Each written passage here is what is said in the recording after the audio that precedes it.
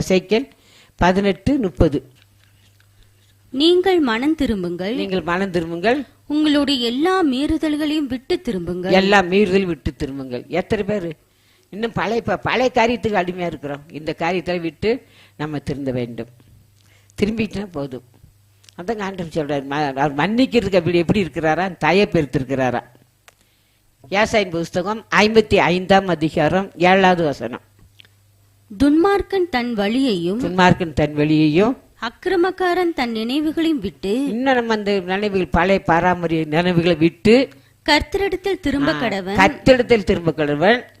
அவர் அவன் மேல் மனதுருகுவார். அவர் அவன் மேல என்ன செஞ்சிருவாரு? மனதுருகுவார். நம்முடைய தேவனிடத்திற்கே திரும்ப நம்ம கடவன். தேவனிடத்திற்கே திரும்ப கடவன். அவர் மன்னிக்கிறதற்கு தயை பெருத்திருக்கிறார். அவர் மன்னிக்கிறதுக்கு எப்படி இருக்கிறாரா? தயை பெருத்திருக்கிறார். பழைய சுபாவம், பழைய வாழ்க்கை, பழைய எண்ணங்கள் கிறிஸ்துக்குள்ள இருக்கிறோம் சொல்றோம். இன்னும் பழைய சுபாவத்தில் நம்ம இருக்கிறோம், பழைய எண்ணங்கள் இருக்கிறோம், பழைய சாஸ்திரத்துல இருக்கிறோம். சாஸ்திரம் எத்தனை பேர் நான் சாஸ்திரம் பார்த்து கொண்டிருக்கீங்க? இந்த பல விதமான சாஸ்திரத்தில் நம்ம விடுதலை பெற வேண்டும். கத்தலுக்கு வந்துட்டு உண்மைதான், ஆனா சாஸ்திர காரியங்கள், இந்த சாஸ்திரம் நான் பார்க்கவே கூடாது.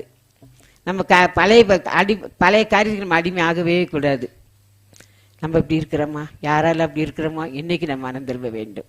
இப்படிப்பட்ட காரியத்தில் நம்ம விடுதலை பெற வேண்டும். இப்படிப்பட்ட காரியங்கள் எனக்குள்ள இருக்கக்கூடாது ஆண்டவரே, என்னை மாற்றுன்னு சொல்லி நம்ம கேட்க வேண்டாம். மன்னிக்க தாய் பருத்திருக்கிறார்.